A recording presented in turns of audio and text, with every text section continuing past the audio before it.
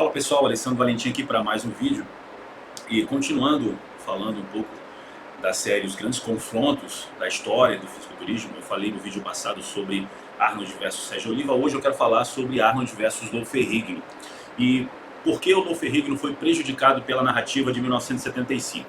Mas antes da gente entrar no mérito da questão, se você ainda não é inscrito nesse canal, considere se inscrever.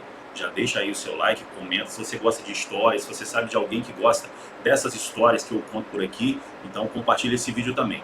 Bom, para a gente começar, é importante falar um pouquinho sobre quem é Lou Ferrigno, né? Ou quem foi Lou Ferrigno na sua carreira competitiva. Lou Ferrigno, ele nasceu com um problema de audição, 85% da audição foi perdida, 80% da audição foi perdida por conta de uma infecção que ele teve, na verdade um erro médico, e a partir daí Lou Ferrigno teve uma infância terrível.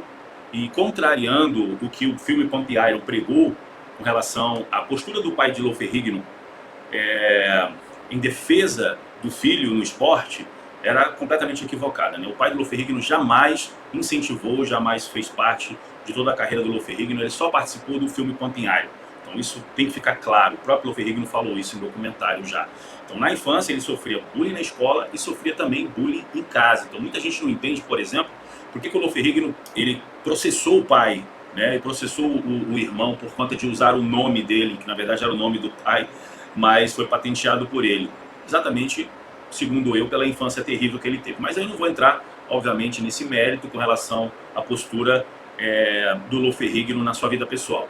Agora, ele estreia no fisiculturismo em 1971, competindo no Pro Mr. América, que era uma competição da WBBG, uma federação presidida por um dos caras que fundou também a IFBB, e por mais que o nome dele não seja falado, né? A gente sabe do Bill Wader e sabe do Joe Wader, mas um dos caras que fundaram a IFBB foi Dan Leary, que era um fisiculturista, trabalhou arduamente ali no início da IFBB, mas nunca teve mérito algum. Então, o Dan Leary fundou uma federação chamada WBBG, e foi ali que o Lou Ferrigno estreou. Na verdade, o Dan Leary foi o cara que encontrou o Lou Ferrigno, né? Se não fosse o Dan Leary, provavelmente o Lou Ferrigno levaria mais tempo para ser encontrado no cenário. Então ele compete nessa competição do Dan Leary, e em 1972 ele chegou a competir também no Mr. América da União Atlética Amadora, na versão para juniores, né, para adolescente.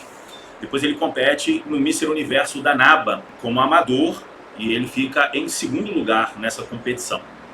Agora, em 1973 vem um grande acontecimento na carreira do Lou Ferrigno. Na verdade, é uma grande polêmica, porque o Joe Wader, quando descobriu o Lou Ferrigno, sabia que o Lou Ferrigno estava sendo empresariado pelo Dan Leary.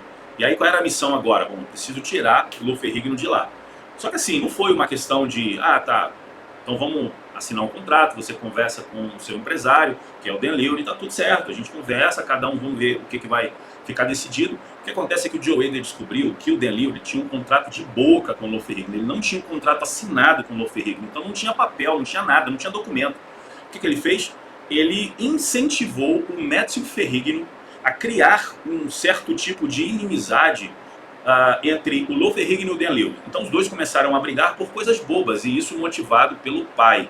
O pai começou a levar o filho, que era muito influenciável naquela época, era um garoto, a começar a questionar algumas posturas do Dan Leary. E foi assim que a relação dos dois terminou. Não foi uma relação muito boa, houve processo também nesse meio tempo.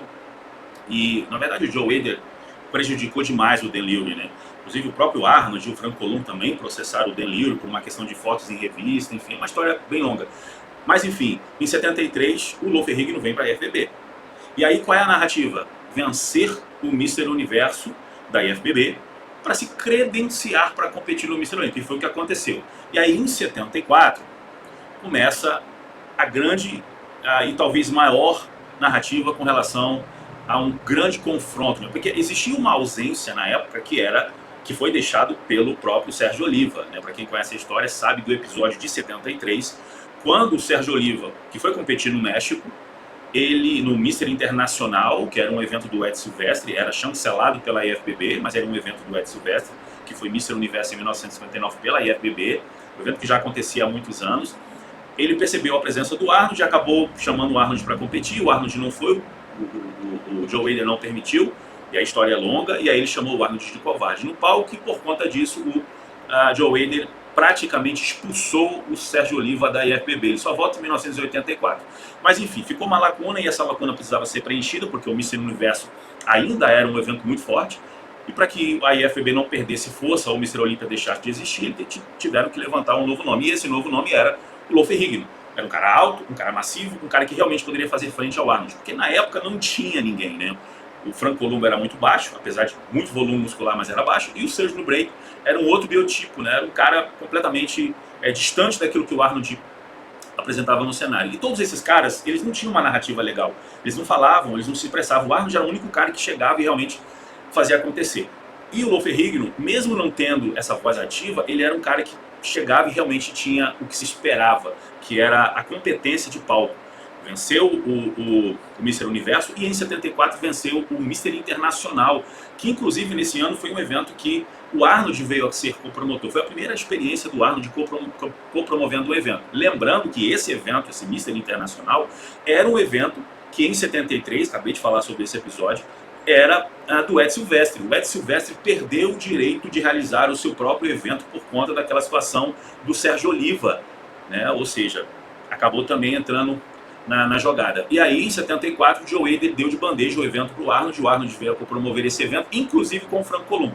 E nesse evento, o Low Ferrigno venceu. E aí, boom, né, era o que precisava realmente para competir no Mr. Olympia. O que acontece é que o Mr. Olympia de 1974 aconteceu uma semana depois desse evento. O Arnold estava, né, no seu melhor físico, na verdade foi o melhor físico do Arnold em 1974, muitos atestam isso. Inclusive o Richard W. Johnson, que era o editor da revista Sport Illustrated, que foi fazer uma matéria nesse Mr. Internacional, chegou a dizer que o Arnold era o homem mais bem construído da história. Então era impossível vencer o Arnold naquele período ali, era muito difícil. Mas a ideia não era fazer com que o Low Ferrigno se tornasse o novo campeão. Essa não era a ideia. A ideia do Joe Hader era criar uma narrativa forte e fazer com que o Arnold continuasse competindo, porque o Arnold não tinha mais desejo de competir no Mr. Olympia.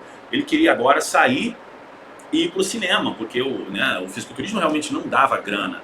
E o Arnold já tinha montado uma empresa de alvenarias com o Frank Columbo, ele já tinha uma grana, então ele não precisava do fisiculturismo para absolutamente nada, já tinha vencido todos os Olímpias que ele queria, não tinha um evento maior que o Mr. Olympia na época, até hoje não tem, então a ideia é realmente partir para uma outra jogada. Só que o Joe Hader precisava realmente criar uma situação para que o Arnold continuasse em 1975, porque, para quem não sabe, o Arnold se aposentou nesse ano. Ele estava aposentado. Quando ele retorna em 75, e ele só retornou por conta do filme Pumping Iron, ele teve quatro meses para treinar para aquele Mr. Olympia. Porque ele tinha acabado de gravar o Stay Hungry, e ele teve que perder 10 quilos para poder gravar o Stay Hungry, porque o diretor do filme, ele não queria um cara tão grande no filme, né? E aí, na verdade, ele rejeitou o Arnold. Com muita insistência do Charles Gaines, que foi o cara que escreveu o roteiro, o Arnold entrou no filme. Mas o que aconteceu é que depois, com o George Butler produzindo o Pumping Iron, o documentário, querendo o Arnold na trama, o Arnold teve que voltar para os treinos. E aí ele teve 4 meses só para treinar. Mas enfim, voltando para 74, Madison Square Garden, Felt Forum, o Olympia saía, né, da Academia de Música do Brooklyn e ia diretamente para o Madison Square Garden. Olha o avanço, né, significativo no Mr. Olympia, o Arnold era fundamental na época, criaram-se toda uma questão em cima da rivalidade entre os dois, que nunca existiu, Arnold e Low Ferrigno. Inclusive saiu aquela publicação na revista Muscle Builder, do Low Ferrigno segurando a cabeça do Arnold, né? Eles precisavam realmente criar algo muito forte, intenso, para que os fãs quisessem realmente assistir o Mr. Olympia, porque se fazia fundamental esse trash talk entre os dois, né? Mas nunca houve nenhum tipo de polêmica ou rivalidade, nem poderia, né? Porque quando o Low Ferrigno estreia no fisiculturismo, o Arnold já era Mr. Olympia, então não fazia o menor sentido.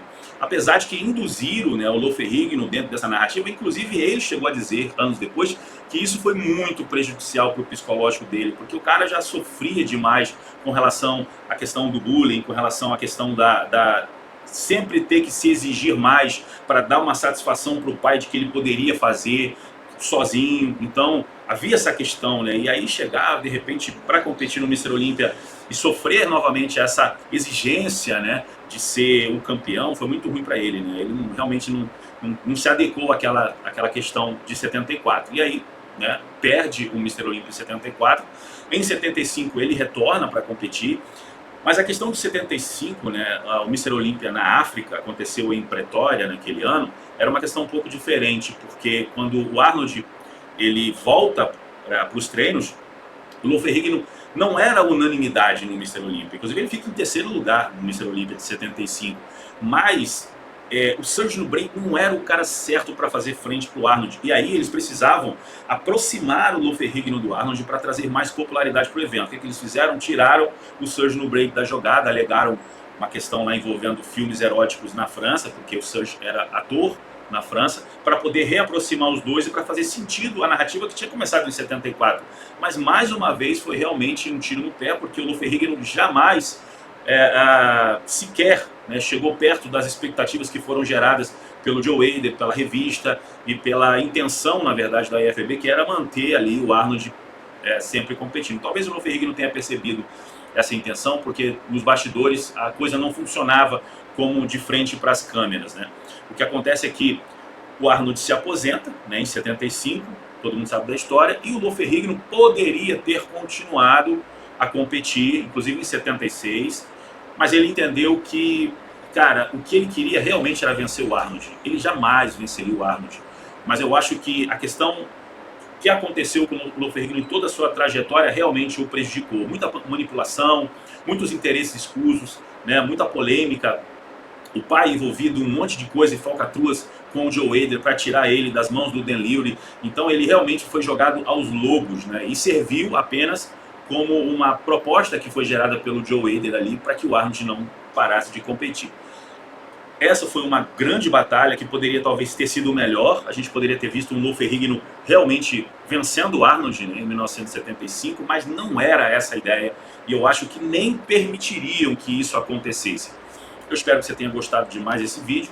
Não deixe de curtir, deixar o seu melhor comentário. A gente vai voltar a falar sobre os grandes confrontos da história. Tivemos outros, como o Jay Cutler com o Ronnie Coleman, o Phil Heath com o Kai Greene. Então deixe o seu comentário aí, se você quer mais histórias como essa, e eu volto no próximo vídeo. Forte abraço, pessoal.